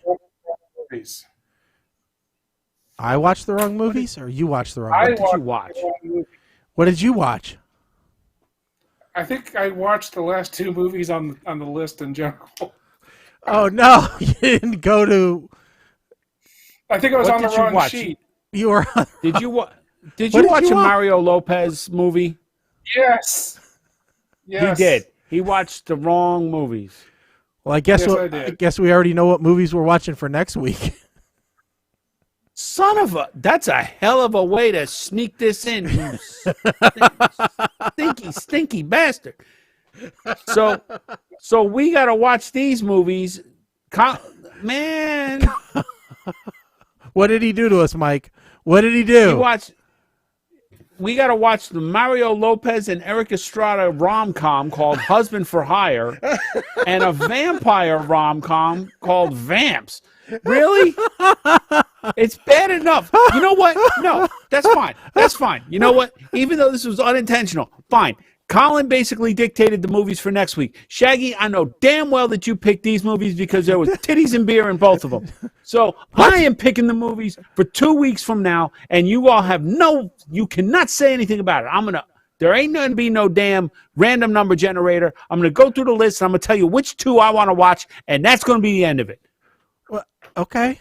I didn't purposefully pick the two, but okay, yeah, sure, why not? I cannot. I will say, the Husband for Hire movie was originally from Oxygen. So you definitely should be watching. You are not making this any easier on me, pal.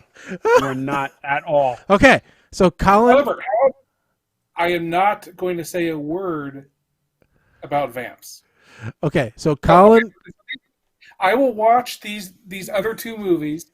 So it's going to be a two-person review this week, and then next time I will say, do I agree? Next show, Colin gets to give 4 reviews. All right. I will. Jeez, I cannot believe you did that. I didn't either. All right. So I'll tell you what. I will go first, Mike, since you are still making list changes. Oh, I'm going through the list right now. I'm going to tell you what we're going to be reviewing. Okay. So I will start with Frostbite. How about that? That's so, fine. Frostbite. Basic synopsis. An uptight lawyer goes back to his hometown of Fernie and tries to save his friend's business. It's a Western Canadian adventure with Sasquatch sightings, bikini pillow fights, and, of course, the Rangers. Maybe the Rangers. Okay, there's one Ranger, and then there's another Forest Ranger. And, okay, I'm going to tell you right now, 20 minutes into this movie, I looked at my wife and I said, I don't know that this is going to get any better.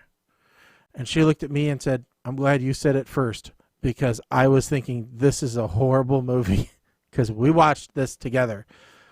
She got off easy and fell asleep during it. I had no such luck.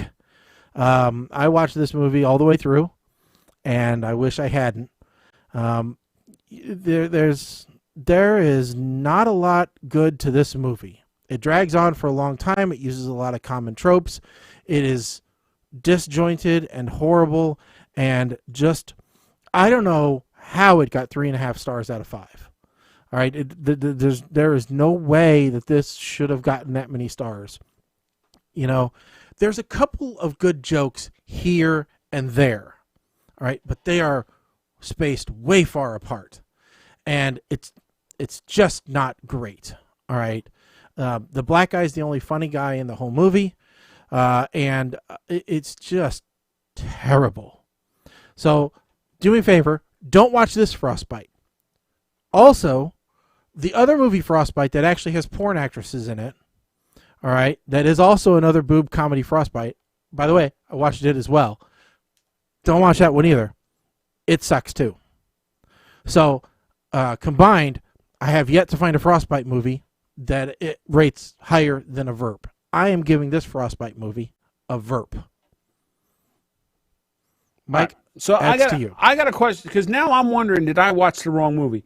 Did this one have Marty McSorley in it? The one you watched when we were supposed to what? I used the link with IMDb. It was IMDb TV, so it had commercials during it. Okay. Then yes. Okay. So the first thing to note about this movie. Yeah. Make me full screen so you can see the freaking vein popping out. Yep. That's all right. First thing to note, both trivia items about this movie are due to nudity of actresses. Apparently, this was the first nude scene that one of them did. Good to know. First, that means she's done multiple after this. So the bitch boss lady, this is a heck of a switch from her former character as a nurse in The Good Doctor. So much so that I had to stop the movie and go and double check to make sure she was not one of the 2 nude actresses that the trivia thing was about, because that would have really messed with my head.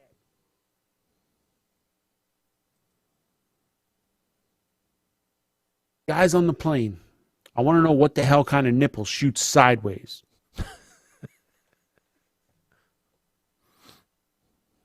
And how many damn analogies for a hairy female anatomy are we going to rattle off here? This is like an X-rated version of the dude in the bar rattling off what Deadpool looks like post-accident. Like, you look like an avocado had sex with another avocado. You know, they just kept rattling off. The dude in the pickup. This is dollar store Jason Sudeikis right here. Or maybe since this is from a movie in Canada, he's Looney Shop Jason Sudeikis. I don't know. Now we come to the whole reason that I agreed to watch this movie and did not use a veto. 12 inches of snow, baby. He is the man.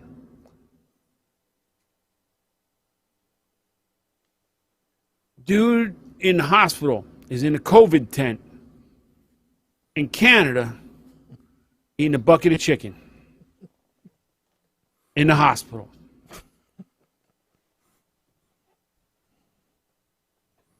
Now I got snow in the back of the truck. Why would you not put a flare gun down when you want to take a picture? See, then they dump the snowman off at the hospital with the flare still burning. And all that happens is Snow becomes Ned from South Park. And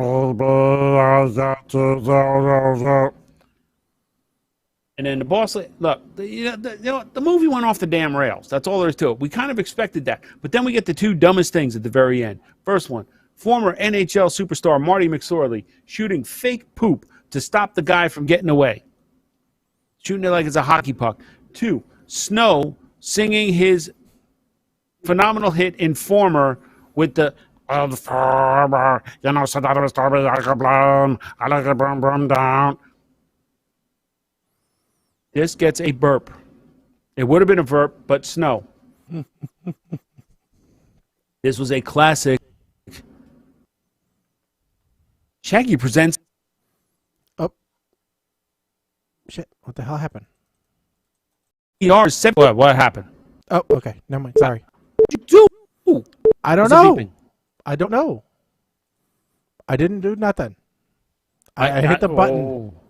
Okay. You hit a button and I saw Collins all of a sudden moving like this, and I'm zipping. I look like an old time baseball movie. Sorry.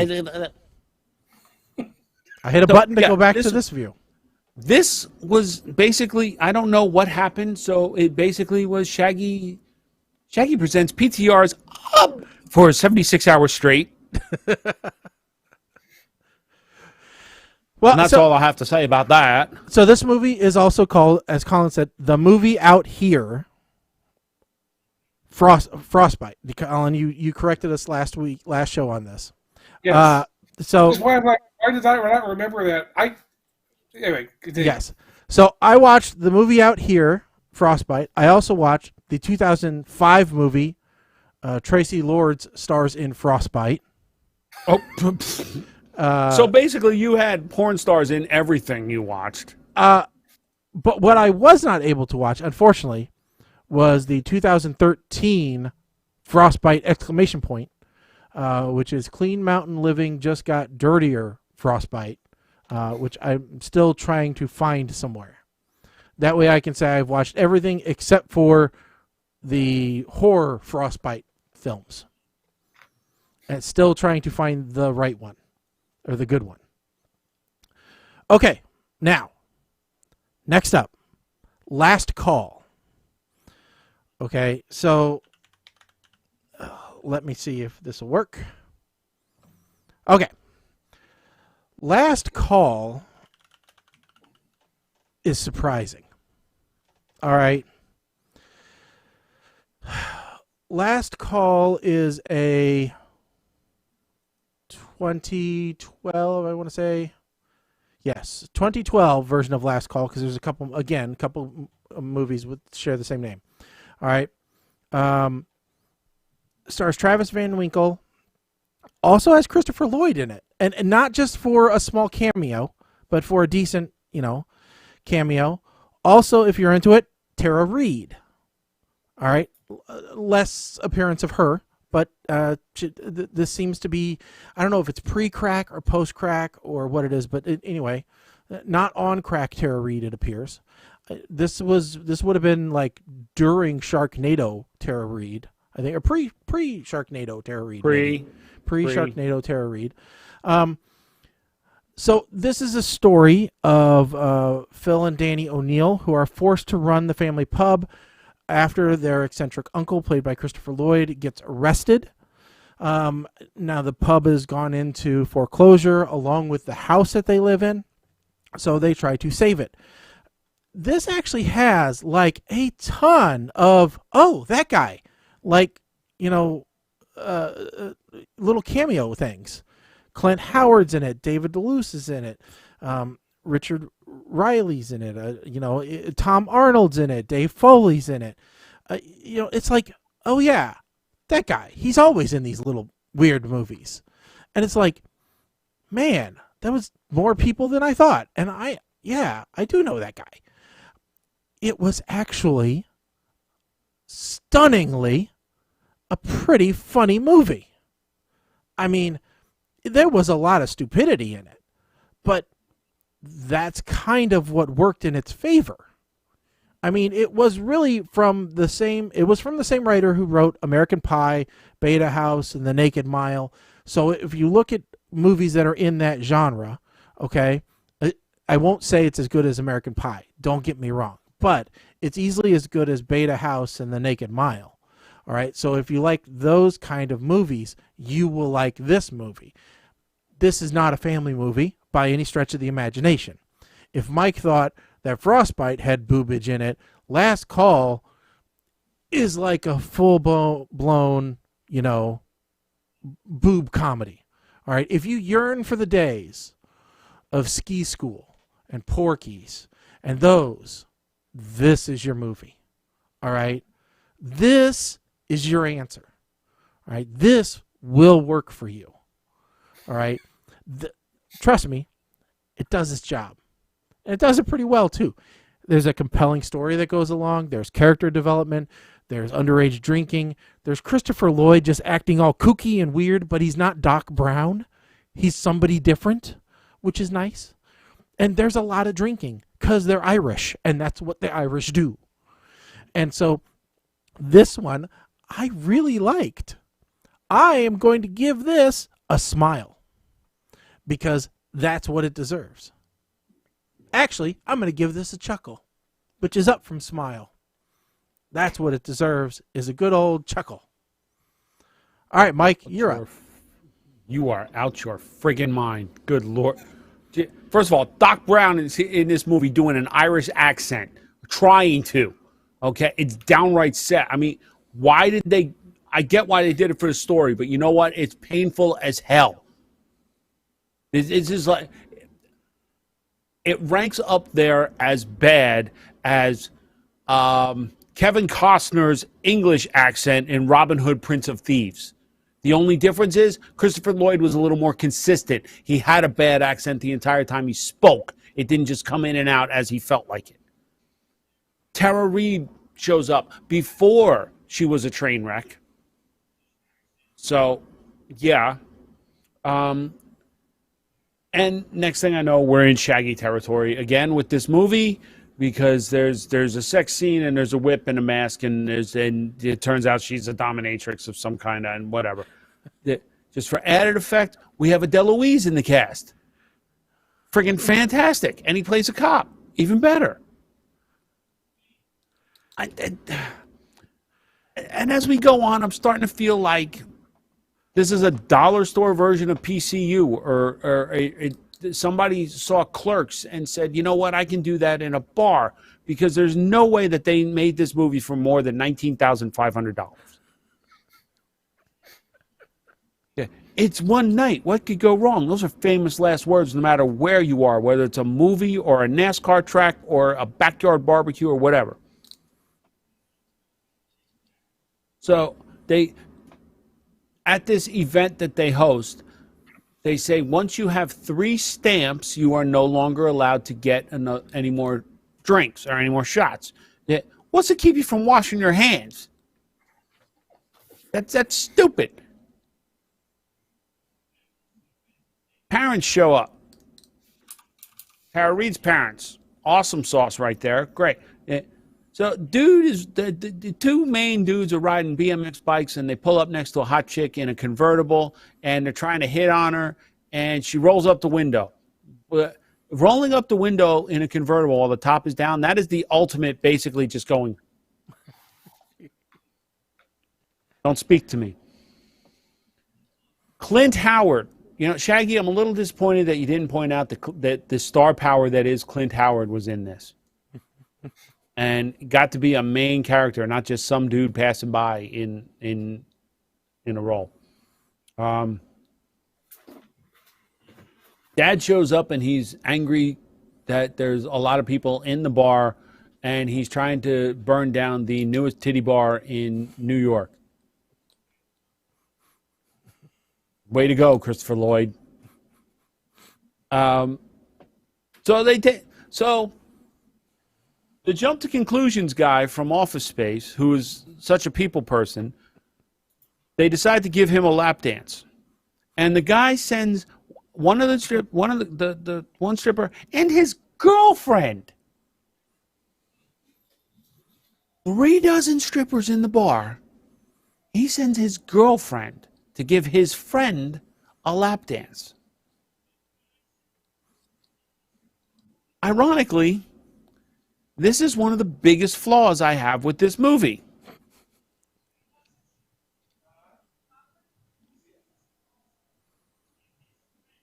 Here, Shaggy, I don't understand how you gave this a chuckle. I gave this a verb.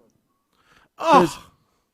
This took every bad drinking / bar cliche, put it in a blender with a shot of Jameson, and out came this crap after Christopher Lloyd drank what came out of the blender. Because that Irish accent was just no... Look, you might as well have had Tommy Chong in this trying to do an Irish accent, because it would have been more believable.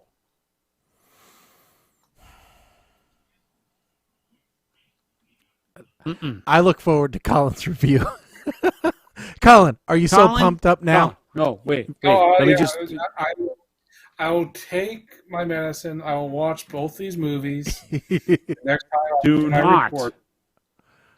Do not watch these with the family.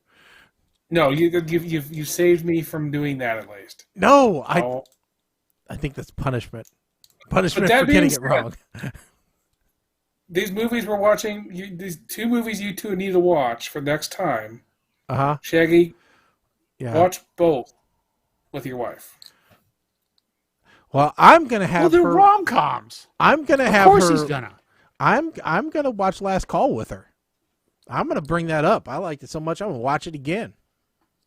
That's fine. Do whatever you want to do. I'm just saying for next show, I want to hear not just what you think. I want to hear what she thinks of both those movies. I'm just saying, if Mama Blair's still listening, and if you want to get engine started, Last Call.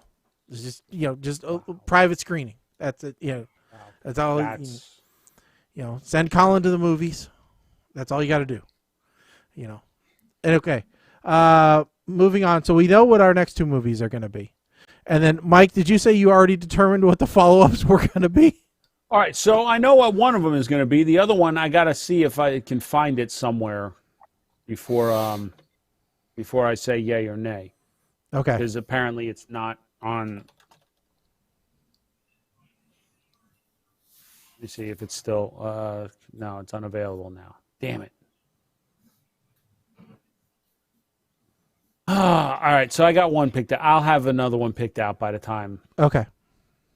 Yep. All right, that works. Okie dokie. So that is pretty much the show for tonight. Let's see here. We will be back on the 15th. If everything works out according to plan. So we want to thank everybody for tuning in and playing along with us. Don't forget to check out your copy of the home game. It's important that you have that ready to go every episode for us. So you can also check out our social media channels at PTR Radio on Facebook, Instagram, and Twitter. As well as don't forget sign up for Twitch, YouTube, all that other stuff where we're at. It's at PTR Radio on all that stuff.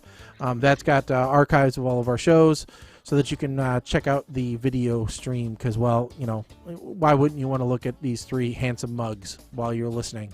Otherwise, you can check out the podcast. PTRradio.com has all the podcast feeds, so if you've got your player handy, you can sync to us, and then you can get the audio-only mix that way.